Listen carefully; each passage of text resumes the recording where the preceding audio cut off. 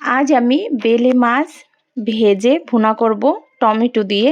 তো এই মাছটা আজ আমি একটু ভিন্নভাবে ভেজে নেব।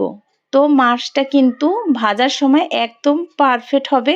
তো এই টিপসটা ফলো করলে তোমাদের মাছটাও কিন্তু একদম পারফেক্ট হবে, ভাজতে গেলে ভেঙে যাবে না।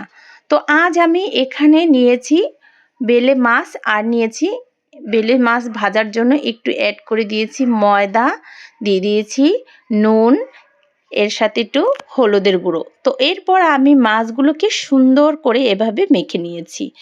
তো এরপর আমি কড়াইতে তেলটা বসিয়ে এখন আমি সবগুলো মাছ এক এক করে তেলের মধ্যে ভেজে নেব। আর এইভাবে যদি মাছটা ভাজা যায় তাহলে কিন্তু প্রত্যেকটা মাছ সুন্দর মতো ভেজে নেওয়া যাবে। তো আমরা কিন্তু এই বেলে মাছটা অনেক সময় ভাজতে গেলে কিন্তু মাছগুলো ভেঙে যায়, কারণ বেলে মাছটা কিন্তু অনেকটাই নরম।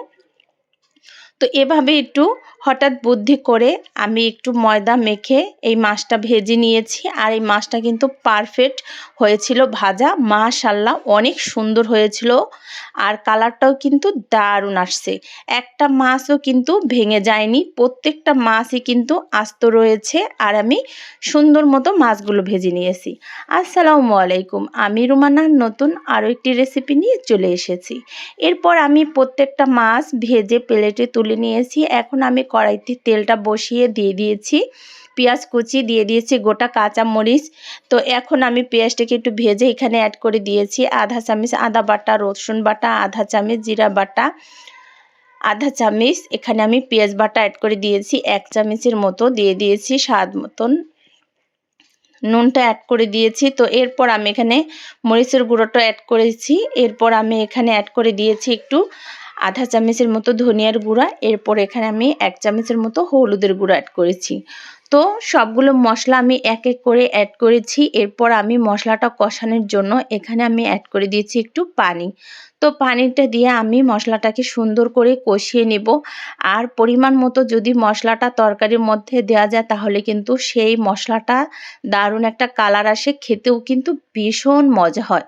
তো আমি কিন্তু মশলাটা কষানোর পর এখানে টমেটো অ্যাড করে দিয়েছি। আর এই টমেটোগুলোকে আমি কিন্তু মশলার সাথে একটু কষিয়ে নেব। তো মশলাটা সাথে টমেটোগুলো দিয়ে একটু এভাবে নেড়েচেড়ে এখন আমি একটু ঢাকনা দিয়ে কিছুক্ষণ ঢেকে রেখে দিব। তো এভাবেই আমি কিছুক্ষণ ঢাকনা দিয়ে ঢেকে টমেটোগুলোকে একটু সুন্দর করে কষিয়ে নিয়েছি। তো মশলার সাথে কিন্তু টমেটোটা কষানো শেষ। এখন আমি এখানে অ্যাড করে দিব ঝোলের জন্য পানি। তো আমি কিন্তু এখানে ঝোলের জন্য পানিটা দিয়ে দিয়েছি। তো আমি এখানে 2 কাপের মতো পানি অ্যাড করব। তো পানিটা দিয়ে এখন আমি নেড়ে চেড়ে আরও কিছুক্ষণ ঢাকনা দিয়ে ঢেকে রেখে দিব। বলক আসা আগ পর্যন্ত আমি একটু অপেক্ষা করব। তো যদি ভিডিওটা ভালো লেগে থাকে অবশ্যই লাইক কমেন্ট করতে ভুলবেন না নতুন নতুন রেসিপি পাওয়ার জন্য। তো আমি কিন্তু বলক আসা আগ পর্যন্ত একটু অপেক্ষা করেছিলাম, বলক চলে আসছে। এখন আমি ঢাকনা তুলে যে মাছগুলো ভেজে রেখেছিলাম এখন আমি সবগুলো মাছ এখানে অ্যাড করে দিব। আর এই বেলে মাছটা কিন্তু আমার খুবই পছন্দের একটি মাছ, আমি কিন্তু এই মাছটা খুব পছন্দ করি। আর এইভাবে যদি বেলে মাছটা ভেজে টমেটো দিয়ে মাখা মাখা ঝোল করা যায় তাহলে খেতে ভীষণ মজা হয়। আর এখানে আমি একটু নুন কম হওয়াতে আমি এখানে একটু নুন অ্যাড করে দিয়েছি। তো এভাবেই আমি আরও কিছুক্ষণ একটু ঢাকনা দিয়ে ঢেকে রেখে দিব। তো এরপর আমি ঢাকনা তুলে এখানে আমি ধনিয়া পাতাটা অ্যাড করে দিব। আর এই তরকারিটা কিন্তু একদমই মাখা মাখা হবে। তো মাছের সাথে গা মাখা মাখা এই ঝোলটা খেতে কিন্তু ভীষণ মজা হয়। আর ধনিয়া পাতাটা দিয়ে আমি আরও কিছুক্ষণ এভাবে ঢাকনা দিয়ে ঢেকে রেখেছিলাম। মাশাআল্লাহ দারুণ একটা কালার চলে আসছে, দেখতে কিন্তু দারুণ লোভনীয় হয়েছিল, খেতেও কিন্তু ভীষণ মজা। তো আমার রান্নাটা কিন্তু আজকের মতো শেষ।